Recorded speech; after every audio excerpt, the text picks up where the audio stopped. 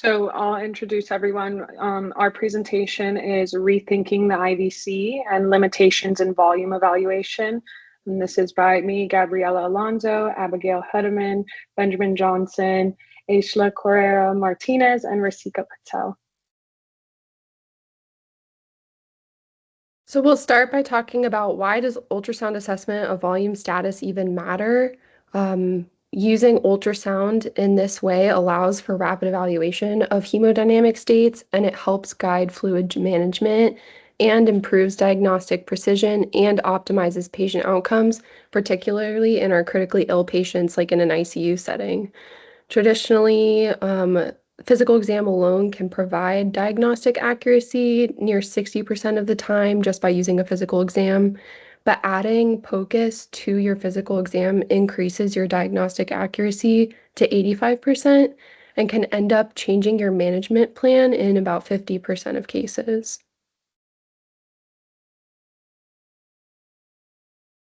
So ultrasound also can provide real-time information about preload, fluid responsiveness, and tolerance.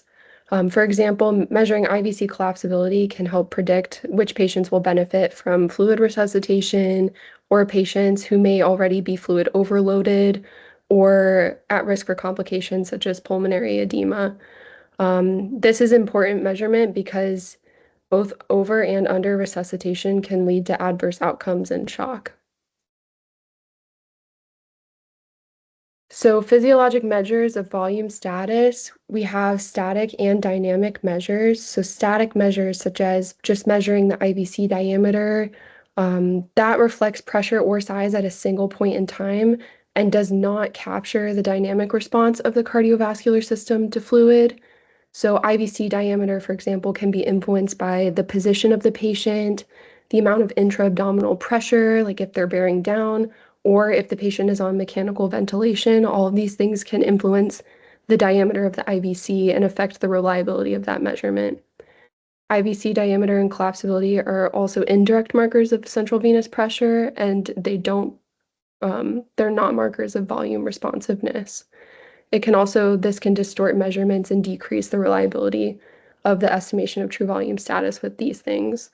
So dynamic measures, by contrast, such as like a change in stroke volume with passive leg raise or the respiratory variation in the IVC diameter, these are more reliable measurements because they evaluate the body's physiologic response to a preload challenge. So these provide a direct evaluation of whether fluid administration will lead to an increase in cardiac output, for example. Now we're going to transition into looking at this traditional approach. Usually what we've seen residents do within the clinical setting is actually use the IVC view as a way to estimate central venous pressure. This is usually starting with the patient in supine, knees bent, and we're looking at the subxiphoid view. We first locate the IVC in the liver and center it on the screen. Then we'll rotate the transducer clockwise, so to the right, so the indicator is facing the feet, creating a longitudinal view of the IVC entering the right atrium, which is what we can see in this diagram over here. This is just a general chart of how the IVC view can be used to estimate CVP. This is a little bit probably more nuanced than what we're actually using at the bedside, but looking at both two parameters, IVC size and IVC collapsibility with inspiration. So if the IVC size is less than 1.5 centimeters and you have over 50% collapsibility with inspiration, we're looking at a low CVP of around 0 to 5. If we have an IVC size between 1.5 to 2.5 with intact collapsibility, we're looking at a CVP of 6 to 10. If the IVC size remains at 1.5 to 2.5, but we do not have intact collapsibility, we're looking at a CVP around 11 to 15. And if the IVC is pretty big, greater than 2.5 centimeters without intact collapsibility, we're looking at a high CVP of 16 to 20. There are some applications of this approach that are still being used. The general approach would be for things like extremes. If we're considering things like tamponade or obstructive shock, we'll see an IVC that's plethoric, non-collapsing. This again is highly sensitive but not specific because there are other etiologies that can cause this, things like right ventricular failure, and we'll go through them in the next slide. And you can see in this image that plethoric non-collapsing IVC. This can also be used to just assess baseline trends, so compare changes in fluid status within the same patient, but not so much across patients. And then this is a chart detailing some of the limitations to the IVC ultrasound. There are different causes of those two parameters we were talking about. So non-fluid causes of IVC dilation, things like right ventricular failure, pulmonary hypertension, tricuspid regurg, chronic high CVP states, or even mechanical ventilation, like we mentioned before, especially with things like positive pressure that can reduce IVC collapse. Non-fluid related causes of IVC collapsibility are things like respiratory effort or deep forceful breathing. This actually exaggerates the negative intrathoracic pressure, increasing venous return and reducing IVC diameter. There's also things like congenital IVC variants or even extrinsic compression from things like masses or enlarged lymph nodes, intrinsic disease like thromboses or tumor invasion, or again, that increased intra-abdominal pressure we were talking about earlier from things like ascites, obesity, or abdominal compartment syndrome. And then there are things like technical limitations, mainly like difficulty obtaining optimal visualization because of patient body habitus, respiratory motion, or even IVC translation outside of the imaging plane that can create this kind of pseudo collapse or mismeasurement of diameter changes. So let's talk about a case example that illustrates the limitations of IVC ultrasound. This is a case of a 70-year-old woman with severe COPD, known chronic right-sided heart failure, and she also has pulmonary hypertension, who presents to the hospital with dizziness, worsening fatigue. She has poor PO intake for the past 2 days. She also complains of some mild shortness of breath and orthostatic symptoms. Her vitals, when she presented to the hospital, her blood pressure was 88/60, and she was tachycardic with a heart rate of 112. Her physical exam, she had some dry mucous membranes, cracked lips, delayed capillary refills. Her neck veins were difficult to assess due to her body habitus, no lung crackles, and she did have some mild lower extremity edema, which she reports it's chronic, and some questionable borderline ascites. The internal medicine residents perform an IVC ultrasound, and it showed some findings consistent with an IVC diameter of 2.5 centimeters, collapsibility less than 10% with normal spontaneous breathing. And this shows a non-collapsible IVC suggesting elevated central venous pressures, which correlate with fluid overload. This is an example of an ultrasound performed by Justin Bora, an emergency physician. And we could see that this patient's IVC was not collapsing.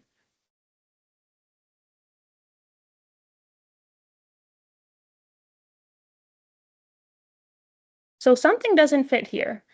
This patient's IVC was non-collapsing, and her clinical picture does suggest hypovolemia. She did have orthostasis, dry mucous membranes, recent poor PO intake. She was also hypotensive, and the team also performed a lung ultrasound, which did not show any B lines suggesting of pulmonary edema.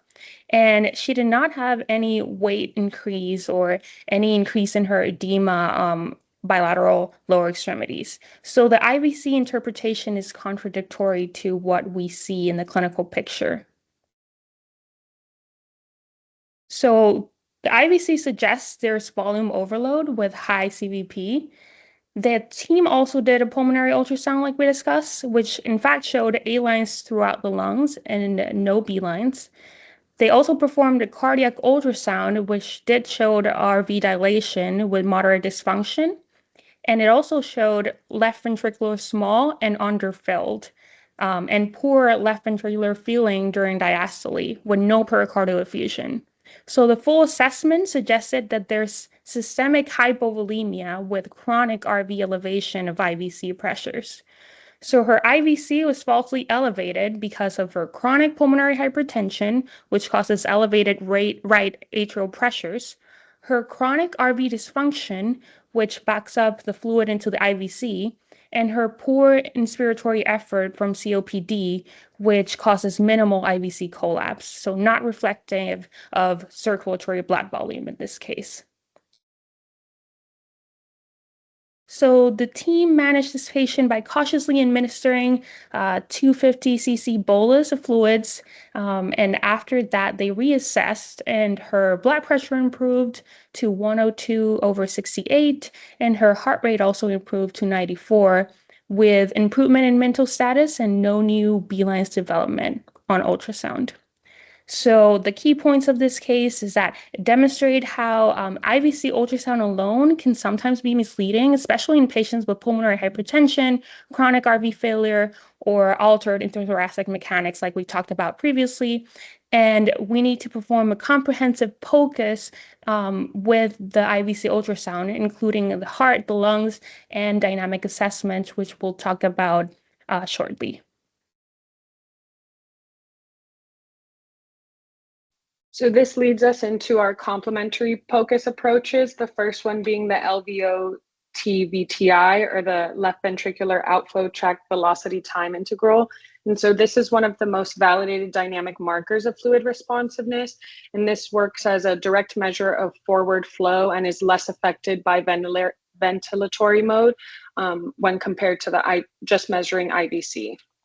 This works in most shock states, with the exception of critical aortic stenosis and certain arrhythmias. The technique to get this is using a phased array probe with a cardiac preset and using a parasternal long axis view to visualize the left ventricular outflow tract and the aortic valve.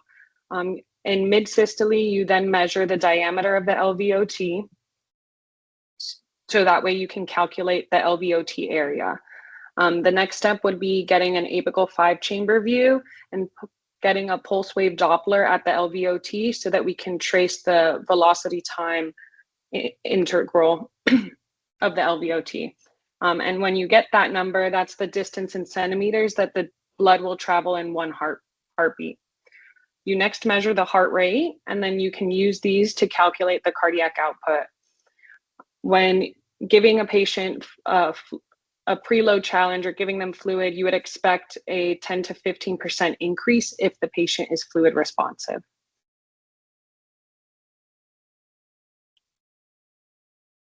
Another complementary POCUS approach is the VEXUS exam.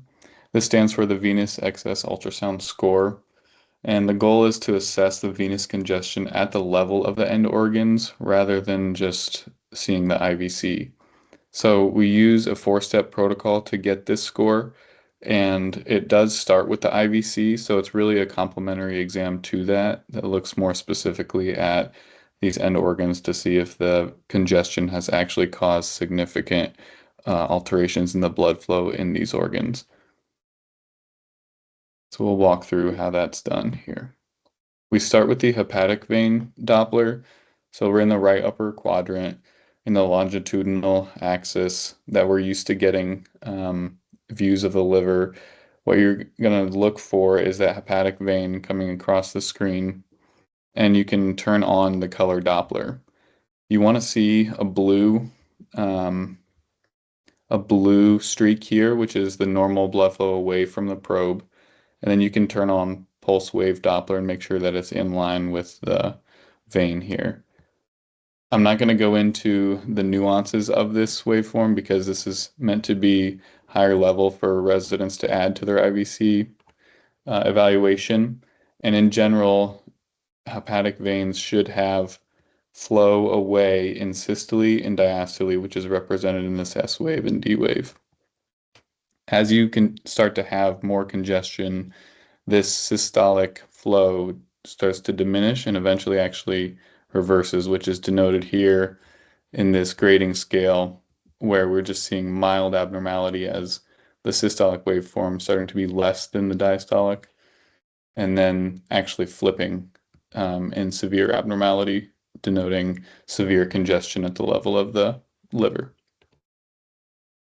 The next image you're going to get is just really fanning your probe anteriorly to get the portal vein Doppler. In this case, you want to see the red flow of the portal vein, denoting that there's flow going towards the probe. And again, you can put the color wave Doppler on for that, and then the pulse wave Doppler again. In this case, in a normal patient, you should be seeing a continuous flow that would be suggestive of no congestion.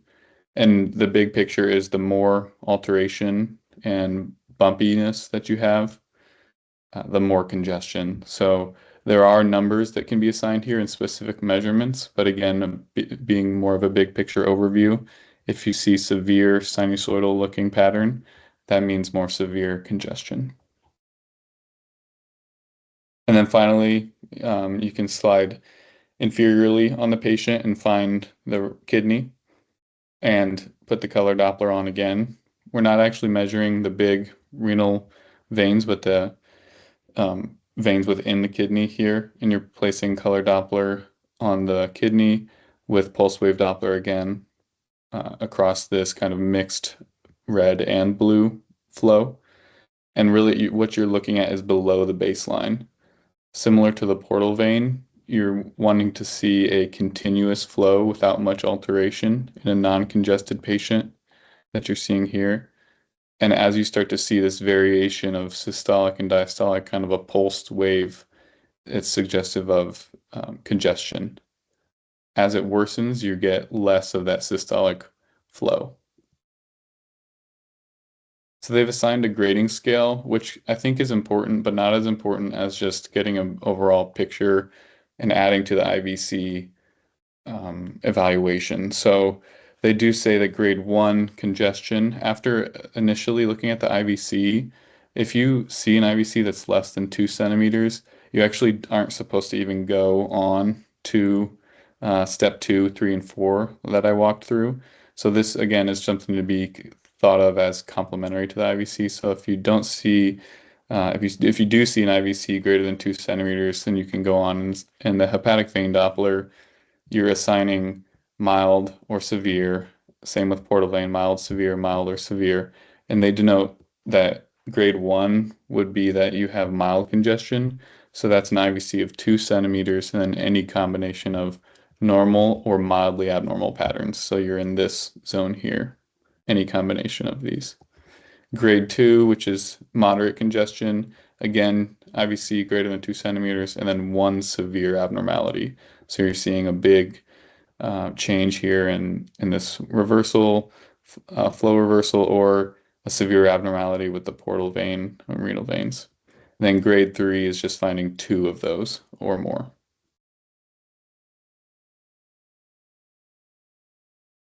So other complementary POCUS approaches, the first would be like lung ultrasound. So looking for B lines, and then up on the right corner, I have an example of what B lines would look like. So in a patient that has few B lines and is in a shock state, they would likely benefit from fluid resuscitation. On the contrary, in a patient with many B lines, we should be thinking about other things like diuresis, afterload, and inotropes. And then the last complementary POCUS approach that we're going to talk about is the passive leg raise. And so this is kind of set up in a way where you have the patient seated at a 45-degree angle. We're measuring their cardiac output before, during, and after this, this test. You would raise their legs about 30 degrees up, and then assess with ultrasound using the LVOT VTI, as well as checking their vitals. From there, we would put them back in a recumbent position and then check their cardiac output again with the same ultrasound measure. This can be unreliable in patients with intra-abdominal hypertension, and can also, numbers can be changed in a patient who's experiencing pain, having cough or discomfort or awakening. In summary, the IVC is not equal to how a patient will respond to volume. The IVC is highly affected by ventilation, changes in pressure, and abdominal factors. There are better alternatives to assess volume status in our patients, the dynamic measures being the passive leg raise with the LVOT VTI, lung ultrasound looking for B lines, and then VEXIS, which would detect venous congestion. So it's important for us as residents to use dynamic flow, lung patterns, and venous congestion to guide fluid resuscitation.